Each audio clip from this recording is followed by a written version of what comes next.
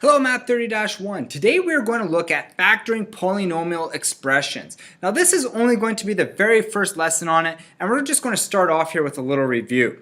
So our little review is just basically what are some definitions and what they are. So the first one here says, what is the graph of the following equation has certain x-intercepts. Now what are these x-intercepts? They're going to be -2 and, we look right there, 3. Okay?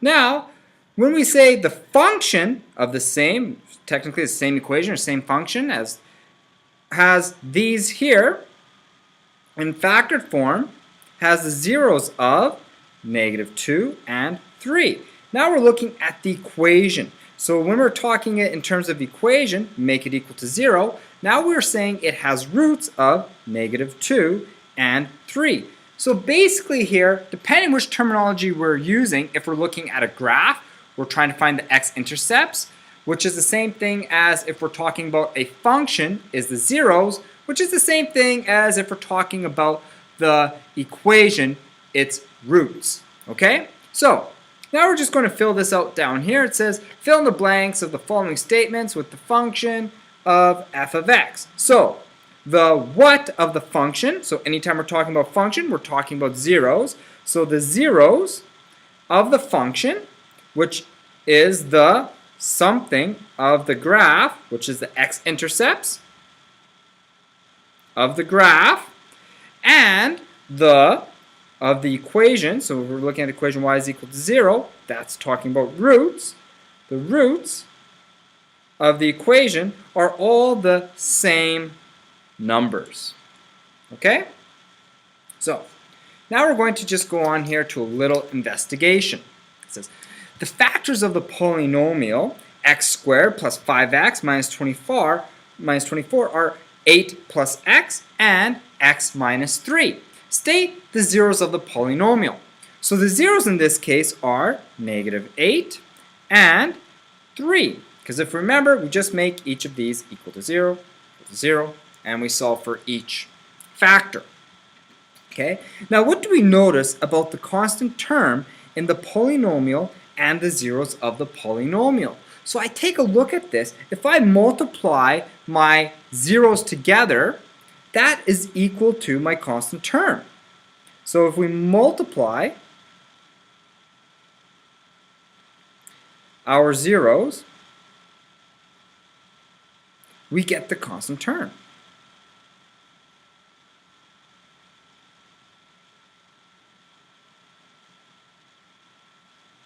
Okay? And that right here, we're just kind of investigating something called the integral zero theorem. All right? Now let's take a look at B. Okay? So here we have another polynomial function, a cubic function, with 3 factors. And once again, it says state the zeros of the factors. Well, my zeros is when x is equal to 2, 1, and -1. Okay? Now, when I multiply all of my zeros together, I'm going to end up getting 2. So once again here, by multiplying our zeros, we get our constant term. The product of zeros is equal to the constant.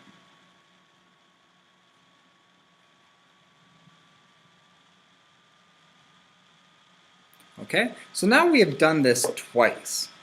So we could come up with kind of a generalization here.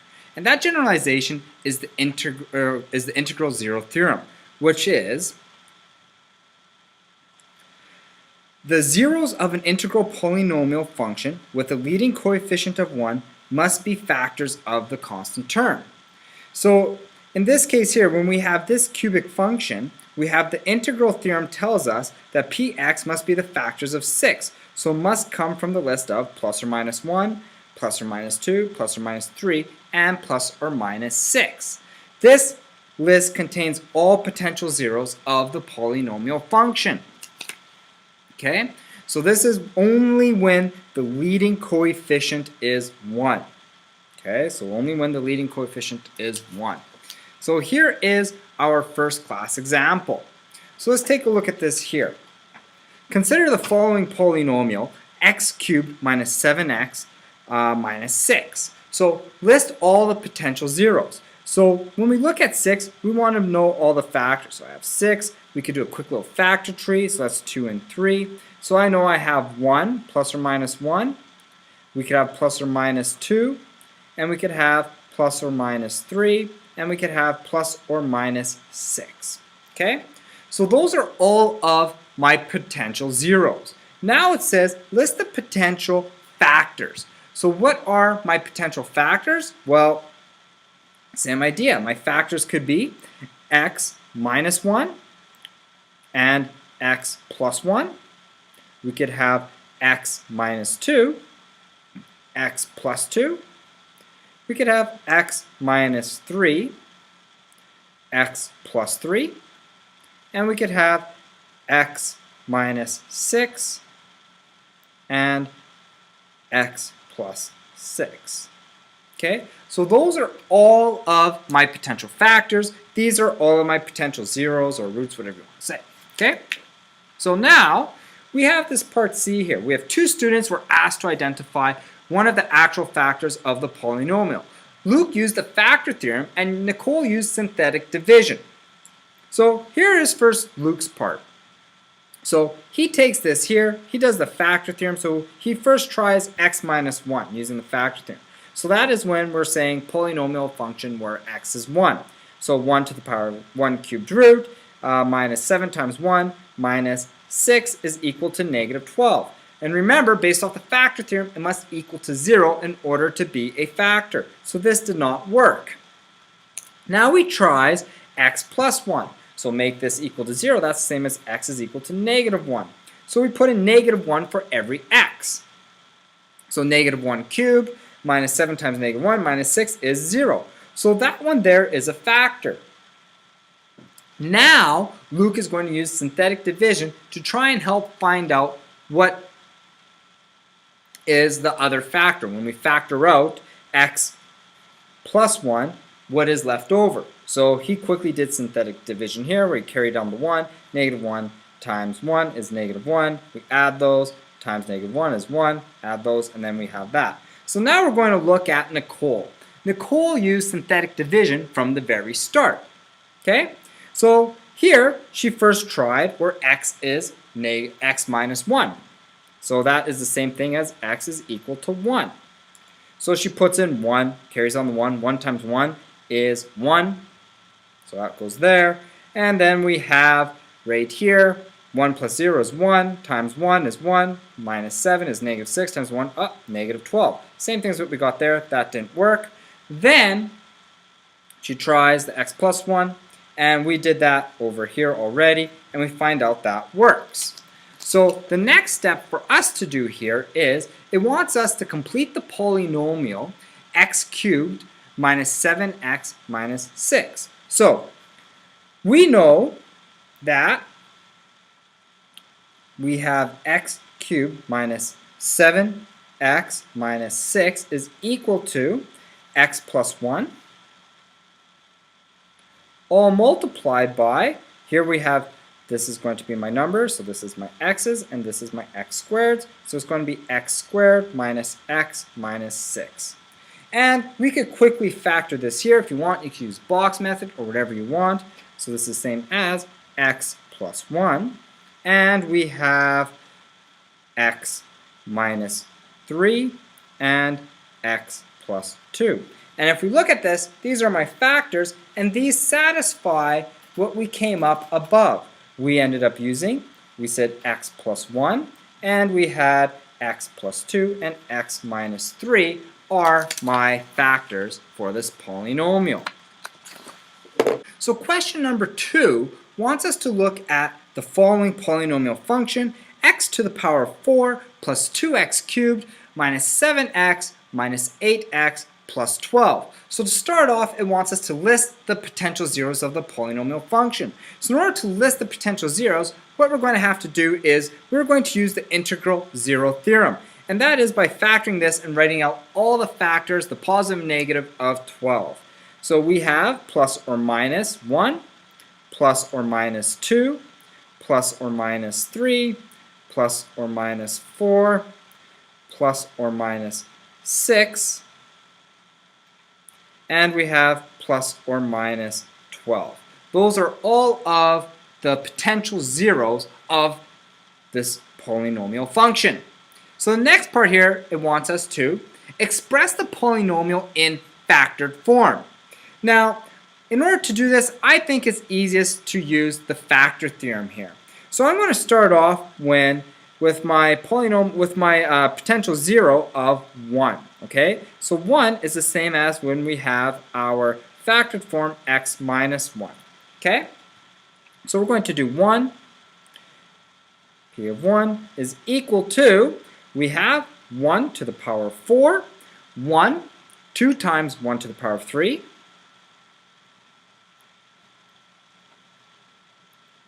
and then we're going to have minus 7 times 1 squared, and then we're going to go minus 8 times 1, and we add 12. Okay, so now when I solve this here, 1 to the power of 4 is going to be 1, plus 2 to the power of 3 is 2, which gives me 3, minus 7 to the power of 7, 1 to the power of 2, it's just 7, each of these, then minus 8, plus 12 will end up giving me 0 because all my positives make 15 and my negatives equal 15. So now we know that this is a factor. So once we have found a root that will factor it, then we must figure out what, before we can find the rest of the factors, we're going to have to figure out what is the divisor and quotient. So let's take a look here. So I'm going to do now my synthetic division. So we're going to, since 1 works, we're going to go 1. And we have 1, 2, and then 7. Then we're going to have negative 8. And then we have positive 12. So first we carry down the 1. 1 times 1 is 1. Add them together, I'm going to get 3. 1 times 3 is going to be 3. Add those together, negative 4. 1 times negative 4 will give me negative 4. Add these together, we're going to get negative 12. 1 times negative 12 is negative 12. We get 0. Okay? So this gives me an equation of, this is my numbers, this is x, x squared, and x to the cube. So this gives me a total of, we know now px is equal to, my function is equal to, x subtract 1 is one factor, and the quotient of that would be x cubed plus 3x minus, or 3x squared minus 4x minus 12. Okay? So now that we have this, we're going to have to do this now one more time. So we're going to try and use our factor theorem one more time. So let's try this. In this case, we're going to try 2. So that is the same as when x subtract 2 gives me 2, right? That's going to be the root. So we're going to try the root of 2, which is the factor of x subtract 2. So let's put that in. We're going to have, we have a 1 here, we have a 3 here, a 4 here, and a negative 12 there. Bringing down the 1, 2 times 1 is 2, 5, 2 times 5 is 10, that's negative 4, and then we're going to end up getting 6 here, 2 times 6 is 12, and we get a 0. So now, with this as a factor, with 2 dividing that there, I'm going to end up getting, we have one factor here, x minus 1. We're going to have another factor, x minus 2. And then we're left with x squared plus 5x plus 6. Okay, because here's my x squared, and this is my constant. There we go. Sorry, make sure we can see all of that. Now let's try and solve this out here. I'm going to end up getting, before we can solve any more, we look at this. That one there is easy to factor. We have x minus 1, x minus 2, and here we're going to end up getting x plus 2 and x plus 3. And we double check these. So what are my zeros? My zeros are 1, comma, 2, comma, negative 2, and negative 3. Now I look at this here, all of these relate to numbers up here. So everything works fine. Now let's say, what are the roots of the equation? Well, roots are the same thing as my zeros. Zeros relate to functions, roots relate to equations. So my roots are 1, comma, 2, and negative 2, and 3. Okay? Okay, so for class example number 3 here, we're going to consider this following function. But first of all, it wants us to graph it in the graphing calculator, and we're going to find the zeros, which are our x-intercepts, and round them to the nearest hundredth. So if we look at that, we're going to end up getting negative 1 is one of them, and we're going to get 0.27, and the other one is going to be 3.73. Okay? So now we're going to use the integral 0, and we're going to use synthetic division in order to find our exact zeros. So we already know from using the graphing calculator that 1 is, when x is equal to 1 is one of the factors. So I'm going to use negative 1 here in my synthetic division, and we know my terms are going to be 1, and then we have negative 3, and negative 3, and 1. Okay, so we carry down the 1. Negative 1 times 1 is going to be negative 1. This is going to give me negative 4 times negative 1 is 4. This is going to be total of 1 times negative 1 is negative 1. And we have a remainder of 0. So basically, we know our quotient and divisor are x plus 1. And we have x squared minus 4x plus 1 will give us my polynomial. Now, factoring this, like we could tell from up here, is going to give us decimals. We can't quite factor it that easy in our head, so we're going to have to use the quadratic formula. So I'm just going to write down what my a value for my quadratic formula. A is equal to 1, my b value is equal to negative 4, and my c value is equal to 1. And the quadratic formula is x is equal to negative b plus or minus the square root of b squared minus 4ac all over 2a. So let's plug in our values. I'm going to end up getting negative 4 plus or minus the square root of negative 4 squared minus 4 times 1 multiplied by 1 all over 2 times 1. So I'm going to simplify this here. I'm going to end up getting 4 plus or minus the square root of, well, 4 squared is 16, minus 4 is going to be 12, and that's all over 2. Now this part here can be simplified a little bit more. The square root of 12 is the same as 2 root 3. So this is the same as 4 plus or minus 2 root 3 all over 2. Now I could divide the 2 into both of these, both terms, and that's going to end up giving me 2 plus or minus root 3. So now we know all of my zeros, or my roots. So in this case, we have my zeros are going to be, like we found out before, negative 1, from way over there, negative 1. We have 2 plus root 3, and we're going to have to subtract root 3. And those are all of my zeros. Okay?